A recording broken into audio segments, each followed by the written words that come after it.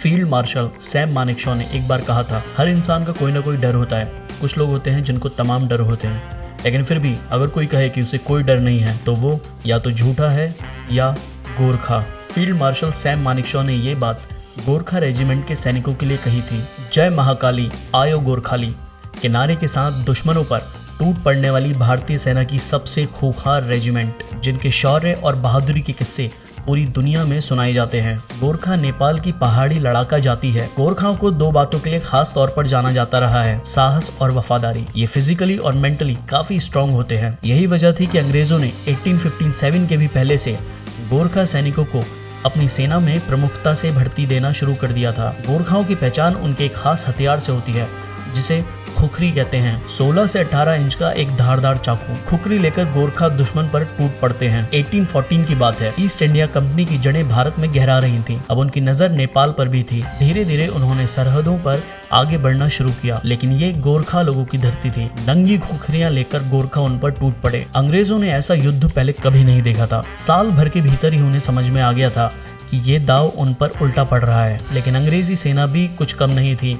उनके पास एक अच्छी खासी फोर्स थी और उनके पास बहुत सारा पैसा भी था। गोरखा सेना के लिए भी ज्यादा दिन टिके रहना मुश्किल था। लिहाजा 1815 में ईस्ट इंडिया कंपनी और नेपाल के राजा के बीच एक संधि हुई, जिसे सुगौली संधि कहा गया। इस संधि के मुताबिक नेपाल के कुछ हिस्सों को ब्रिटिश भारत में शामिल करने काठमांडू में एक ब्रिटिश प्रतिनिधि की नियुक्ति तय हुई। साथ ही यह तय हुआ कि ब्रिटेन की सैन्य सेवाओं में गोरखाओं की भर्ती की जाएगी। इसके बाद अंग्रेजी सेना में गोरखाओं की भर्ती होने लगी। 1857 में जब भारत में प्रथम स्वतंत्रता संग्राम हुआ तो गोरखा अंग्रेजों की तरफ से भारतीय क्रांतिकारियों के खिलाफ लड़े थे, क्योंकि उस समय गोरखा ईस्ट इंडिया कंपनी के अधीन थे। इसके बाद गोरखा अंग्रेजों की फौज में रहे। उनकी तरफ से गोरखाओं ने 2 वर्ल्ड वॉर भी लड़े। कुछ टाइम के बाद 1947 में भारत को अंग्रेजी शासन से आजादी मिलती है। अंग्रेज अपना बोरिया बिस्तर बांध के भारत को छोड़ने की तैयारी करते हैं, लेकिन अंग्रेजों के पास उनके बोरिया बिस्तर के अलावा एक चीज और थी, 10 गोरखा रेजिमेंट, जिसमें उन्होंने गोरखाओं की भर्ती की थी। ये रेजिमेंट अंग्रेजी सेना के साथ जाएंगी या आजाद भारत की सेना में रहेंगी। इसके लिए एक करार हुआ, जिसे गोरखा सोल्जर पैक्ट 1947 कहा गया। गोरखा किस तरफ से लड़ेंगे, ये फैसला उन पर ही छोड़ दिया गया। नतीजा ये हुआ कि 10 में से 6 रेजिमेंट ने भारतीय सेना के साथ रहना पसंद किया। 4 रेजिमेंट अंग्रेजों के साथ चली गईं। इस पैक्ट में तय हुआ कि भारतीय और ब्रिटिश सेनाओं में गोरखाओं को समान अवसर, समान लाभ, समान अधिकार दिया जाएगा। उनके साथ किसी भी तरह का कोई भी भेद नहीं किया जाएगा। गोरखाओं के हितों का ध्यान रखा जाएगा। इसके अलावा कुछ और बातें तय हुई, जैसे कि भारतीय और ब्रिटिश सेनाओं में गोरखा सैनिकों की नियुक्ति नेपाली सिटीजन के तौर पर ही होगी। उनकी सभी धार्मिक और सांस्कृतिक भावनाओं का ख्याल रखा जाएगा। समान वेतन, समान भत्ते और पेंशन के भी हकदार होंगे। हर 3 साल में अपने देश जाने के लिए एक लंबी छुट्टी दी जाएगी। नेपाल के नागरिक एक जवान और अधिकारी के तौर पर इंडियन आर्मी ज्वाइन कर सकते हैं। समझौते के तहत गोरखा सैनिकों की नियुक्ति नेपाली सिटीजन के तौर पर होती है। नेपाल का नागरिक नेशनल डिफेंस एकेडमी का एग्जाम दे सकता है और एक अधिकारी के रूप में भारतीय सेना में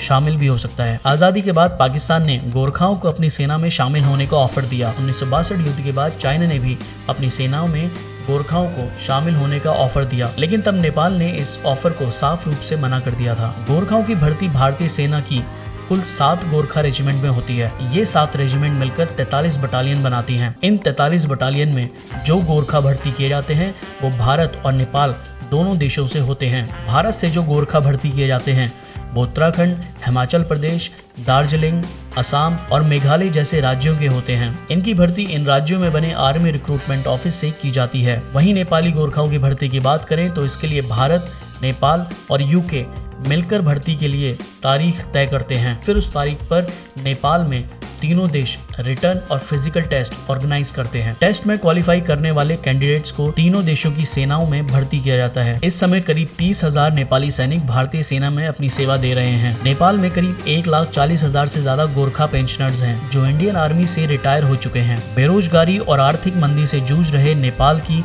लोकल इकोनॉमी के लिए इंडियन आर्मी की सैलरी और पेंशन संजीवनी की तरह है। अग्निवीर स्कीम के अंतर्गत 75% अग्निवीरों को 4 साल के बाद बिना पेंशन के सेना से जाना होगा। इस कदम से नेपाल को झटका लगा। इसके अलावा नेपाल की कई राजनीतिक पार्टियों की भी यही दलील है कि हमारे जवान किसी दूसरे देश के लिए किसी तीसरे देश से क्यों लड़े। बीते कुछ समय से गोरखा रेजिमेंट चर्चा में है। वजह है अग्निपथ स्कीम के अंतर्गत होने वाली भर्ती।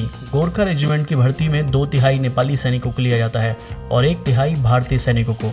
हर साल गोरखा रेजिमेंट डिपो गोरखपुर और गोरखा रेजिमेंट डिपो दार्जिलिंग की ओर से नेपाल में इसके लिए भर्ती रैली आयोजित की जाती थी। समस्या तब शुरू हुई जब नई स्कीम यानी अग्निपथ के अंतर्गत भर्ती का विज्ञापन दिया गया, जिसके तहत 17 से 21 साल के युवाओं को अग्निवीर के रूप में चयन किया जाएगा। 4 साल के बाद परफॉर्मेंस के आधार पर इन अग्निवीरों की नौकरी परमानेंट की जाएगी। अग्निपथ स्कीम लॉन्च होते ही देश भर में इसके खिलाफ कई राज्यों में प्रदर्शन हुए थे, लेकिन इसी दौरान तीनों सेनाओं ने अग्निपथ स्कीम के अंतर्गत भर्ती प्रक्रिया शुरू कर दी थी। अग्निपथ के चलते इंडियन आर्मी में गोरखा भर्ती लगातार 3 सालों से नहीं हुई है। तो क्या ये इंडियन आर्मी में नेपाली गोरखा भर्ती के लिए दी एंड का इशारा है? आज की इस वीडियो में फिलहाल इतना ही।